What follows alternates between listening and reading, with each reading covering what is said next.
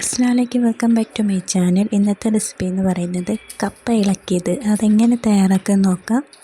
ഞാൻ അവിടെ ഒരു 4 കപ്പ എടുത്തിട്ടുണ്ട്. അതൊന്ന് ക്ലീനാക്കി എടുത്തിട്ടുണ്ട്. ഇത് നമുക്കിന്നെ നന്നായിട്ടൊന്ന് കഴുകിയെടുക്കാം.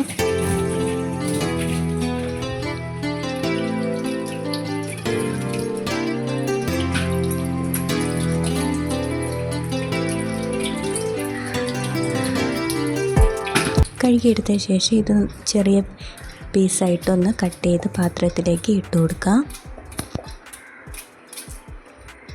അത് കഴിഞ്ഞിട്ട് നന്നായിട്ടൊന്ന് കഴുകി ചെറിയൊരു കുക്കറിലിട്ടൊന്ന് ഇട്ട് കൊടുക്കാം. കുക്കറിലിട്ടാണ് ഞാൻ കുക്ക് ചെയ്തെടുക്കാൻ പോകുന്നത്.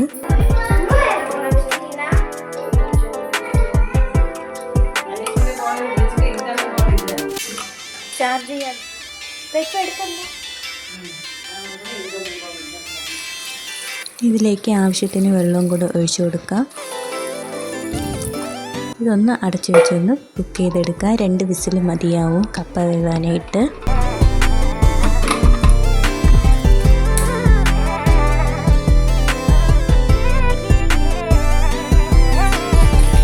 അങ്ങനെ കപ്പ കുക്കായിട്ടുണ്ട്.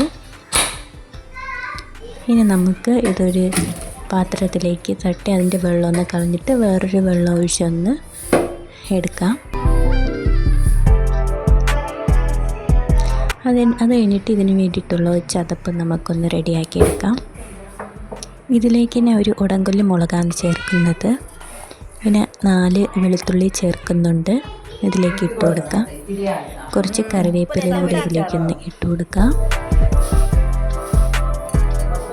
അത് കഴിഞ്ഞിട്ട് ഇച്ചിരി ജീരകം കൂടി ഒന്ന് ചേർത്ത് കൊടുക്കാം. എന്നിട്ട് എല്ലാം കൂടെ നന്നായിട്ടൊന്ന് ചതച്ചെടുക്കാം.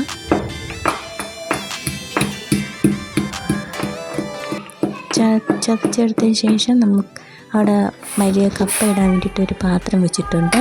അതിലോട്ടൊന്ന് കപ്പ ഇട്ടിട്ട് ഈ ചതപ്പും കൂടി ഒന്ന് അതിലേക്കൊന്ന് ഇട്ട് കൊടുക്കാം.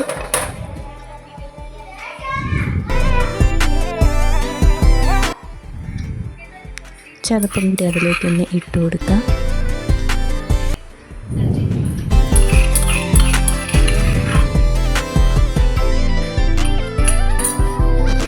ഒരു 1/4 ടീസ്പൂൺ മഞ്ഞൾപ്പൊടിയും കൂടി ഇതിലേക്കൊന്ന് ഇട്ട് കൊടുക്കാം. ആവശ്യത്തിന് ഉപ്പും കൂടി ഒന്ന് ചേർത്ത് കൊടുക്കാം. പിന്നെ ലേശം വെള്ളം കൂടി ഒന്ന് ഒഴിച്ചു കൊടുക്കാം. എന്നിട്ട് നന്നായിട്ടൊന്ന് ഇളക്കാം.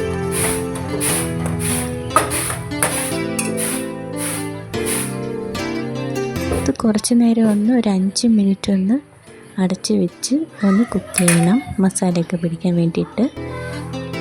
അങ്ങനെ നമ്മുടെ കപ്പ ഇളക്കിയത് റെഡി ആയിട്ടുണ്ട്. എല്ലാവരും ഇത് ട്രൈ ചെയ്ത് എൻ്റെ വീഡിയോ ഇഷ്ടപ്പെടുന്നു വിചാരിക്കുന്നു. അടുത്ത വീഡിയോയുമായി വീണ്ടും കാണാം.